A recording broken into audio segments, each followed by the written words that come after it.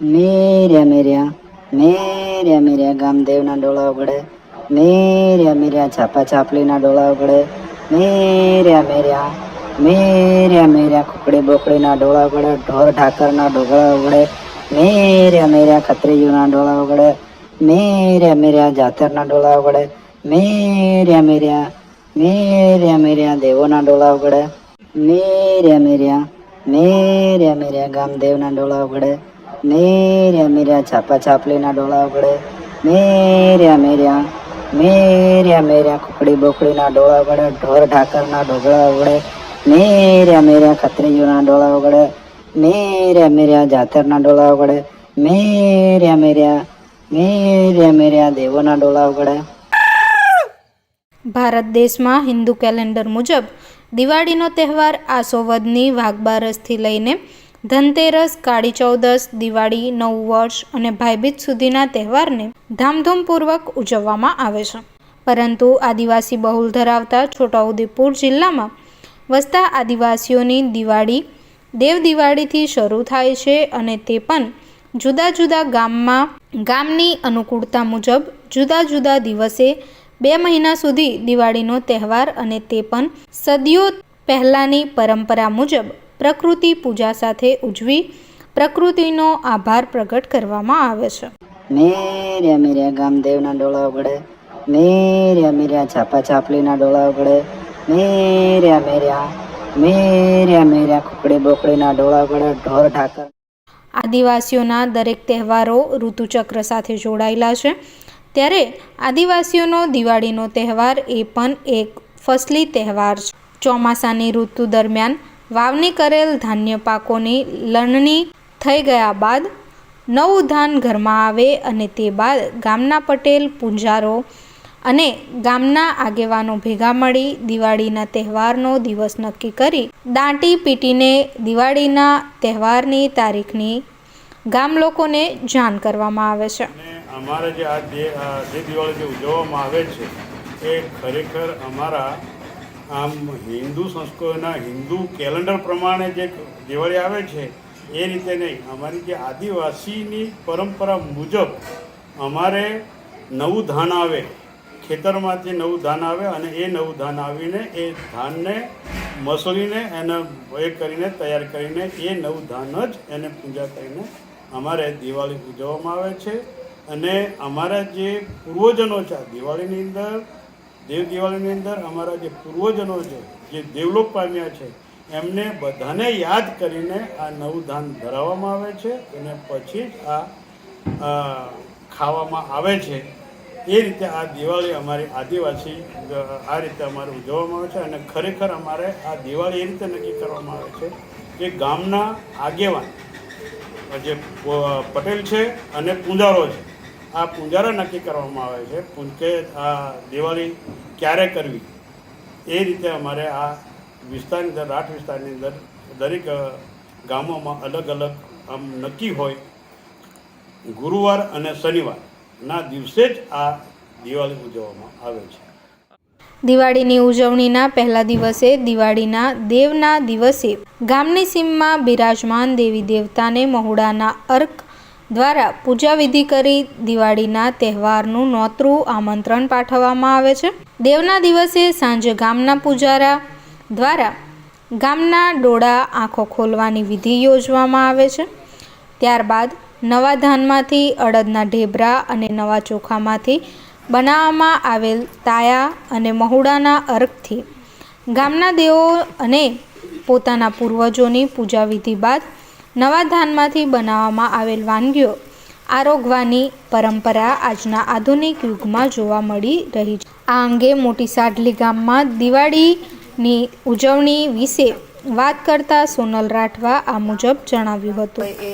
એવું નથી હોતું કે કોઈ તારીખ પ્રમાણે હોય છે, કેલેન્ડર પ્રમાણે દિવાળી નથી હોતી. જે દિવાળી પતી ગઈ છે એ અહીંના અમારા જે ક્ષેત્રમાં એને સરકારી દિવાળી કહેવામાં આવે છે. એટલે જે ગવર્મેન્ટનું કેલેન્ડર હોય છે એ પ્રમાણે દિવાળી પતી ગઈ. પણ અમારા વિસ્તારમાં એવી રીતે હોય છે કે ખેતી સાથે દરેક તહેવાર જોડાયેલા છે.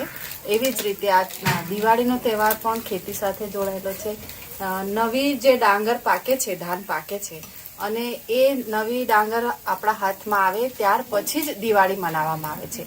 એટલે દરેક ગામમાં અલગ અલગ જગ્યાએ અલગ અલગ નક્કી કરે છે અને એ પ્રમાણે દિવાળીઓ છે. અને એ નક્કી કરવાનું જે પદ્ધતિ છે એ આખા ગામમાંથી ડાંગર કપાઈ જાય છે, નવા ચોખા હાથમાં આવે છે અને ત્યારે પછી ગામના પટેલો હોય છે, ગામનું પંચ હોય છે, એ નક્કી કરે છે કે હવે આપણા ગામમાં નવી ડાંગર આવી ગઈ છે એટલે હવે આપણે દિવાળી કરવાની. અને એ જ નવી ડાંગરથી દેવની પૂજા કરવામાં આવે છે. એમાં એ નવા ચોખા આવે છે કે દરેક ઘરમાંથી નવી ડાંગર લાવવામાં આવે છે, ચોખા લાવવામાં આવે છે, દૂધ પણ લાવવામાં આવે છે અને એ દેવમાં એને પકવવામાં આવે છે, એના જે લાડવા બનાવે છે અને એની પૂજા કરવામાં આવે છે. એટલે અમારી આ જે દિવાળી જે છે એ પરંપરાગત રીતે ખેતી સાથે જોડાયેલી દિવાળી છે. એટલે અમારે જે બીજી દિવાળી હોય છે ગવર્મેન્ટના કેલેન્ડર પ્રમાણે એનાથી આ રીતે અલગ પડે છે. અડદના ઢેબરા એટલે નવું જે ધાન પાકે છે એ ધાનમાંથી જ બધી વાનગી બનાવવામાં આવે છે. અડદના ઢેબરા એટલે અડદ પાકે છે એટલે એમાંથી બનાવવામાં આવે છે. અને આ વિસ્તારનું, આ ક્ષેત્રનું મુખ્ય ઉત્પાદન જે ખેતીમાં અડદ થાય છે એટલે અમે અડદના ઢેબરા વર્ષોથી આ બનાવતા આવીએ છીએ. એની પણ પૂજા કરવામાં આવે છે. અને એની સાથે સાથે આ તાયા જે બને છે એ નવા ચોખાનો લોટ હોય છે એમાંથી બનાવવામાં આવે છે. એટલે આ જે વાનગી છે એ નવું ધાન પાકે છે એની સાથે જોડાયેલી આ બધી આઈટમ છે. અડદના ઢેબરા એટલે આ ક્ષેત્રમાં અમારું મુખ્ય ઉત્પાદન જ આ છે. દરેક વસ્તુ પૂજાથી લઈ, મરણ પ્રસંગથી લઈ, લગ્ન પ્રસંગથી લઈ બધી જ જગ્યાએ આ અડદના ઢેબરાનો અમે વપરાશ કરીએ છીએ. તહેવારોમાં પણ વપરાશ કરીએ છીએ. એટલે એવું કહી શકાય કે અમારી જે વિધિ વિધાન છે, જે પણ પ્રકારની અમે વિધિ કરીએ છીએ લગ્નમાં, મરણમાં, બધી જગ્યાએ, ત્યારે અડદના ઢેબરા તો જોઈએ જ. અને એ આ જમીનમાંથી મુખ્ય પાક કહી શકાય. એટલે એક એગ્રીકલ્ચરની રીતે પણ અમારું જોડાણ છે.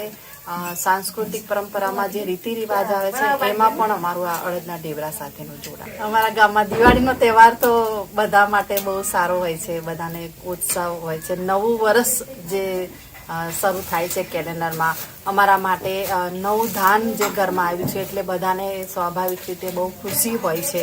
અને એના માટે અમે લોકો દિવાળીમાં બહારથી જે સગા સંબંધી હોય છે અમારા જે આસપાસના ગામના, દૂરના, તે બધાને જ અમે મિત્રોને બધાને અમે ઇન્વાઇટ કરીએ છીએ, અહીંયા આગળ આમંત્રિત કરીએ છીએ.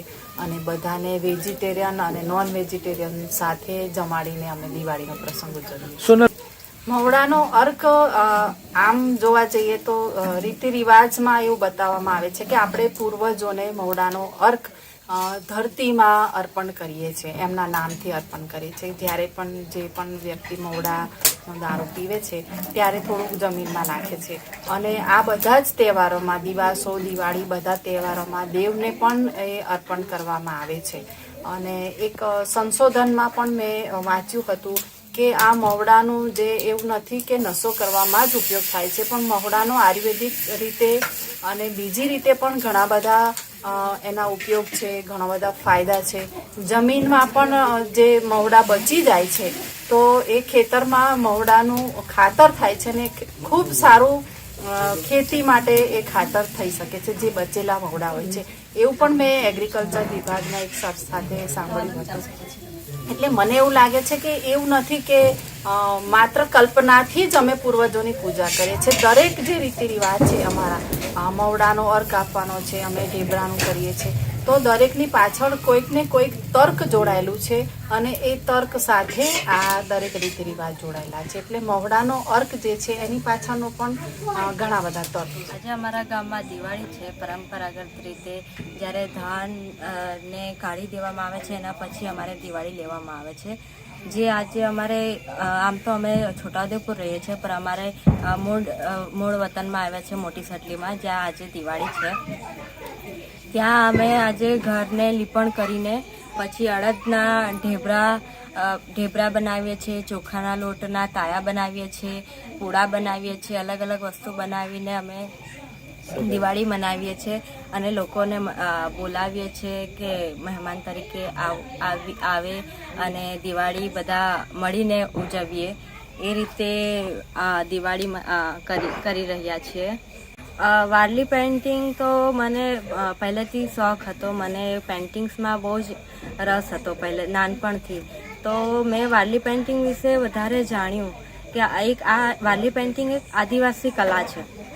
તો એ વધારે લેડીઝો વધારે કરે છે, જ્યાં ઘરને સજાવવા માટે. જેમ કે આજે જેમ દિવાળી છે તેમ અલગ અલગ તહેવારો થાય છે. પછી લગ્ન પ્રસંગ હોય છે ત્યારે દિવાલને સજાવવા માટે દિવાલને લીપણ કર્યા પછી ચોખાના લોટથી એ લોકો પેઇન્ટિંગ કરતા હોય છે. તો એ રીતે હું વારલી પેઇન્ટિંગને રસ ધરાવીને એને અલગ અલગ રીતે બનાવતી થઈ અને એને આગળ વધારી. હું તો એટલું માનું છું કે વારલી પેઇન્ટિંગ દરેક ઘરમાં પહોંચવું જોઈએ, લોકોને જાણવું જોઈએ કે વારલી પેઇન્ટિંગમાં જે ગામને લગતી વસ્તુ, જે વર્તન જે ગામના લોકો કરે છે એ વસ્તુ લોકો સુધી પહોંચે. આજે આધુનિક યુગ થઈ ગયો છે તો લોકોને ખબર નથી કે કઈ રીતે રહેવું, આટલા પ્રદૂષણમાં રહી રહ્યા છે. જ્યારે ગામમાં લોકો શુદ્ધ વાતાવરણમાં અને જાનવરો વચ્ચે શુદ્ધ પાણીમાં ખેતી કરીને જે અનાજ પકવીને ખાઈ રહ્યા છે એ વસ્તુ આ વારલી પેઇન્ટિંગમાં બતાવી રહ્યા છે. અને એ વસ્તુ દિવાલ પર કરીને લોકો સુધી પહોંચાડવા માંગુ છું કે લોકો જાણે કે આજે જે પહેલાં લોકો જીવન જીવતા હતા એવી રીતે શાંતિથી અને શાંતિપૂર્વક જીવે એ વસ્તુને લોકો સુધી પહોંચાડું છું.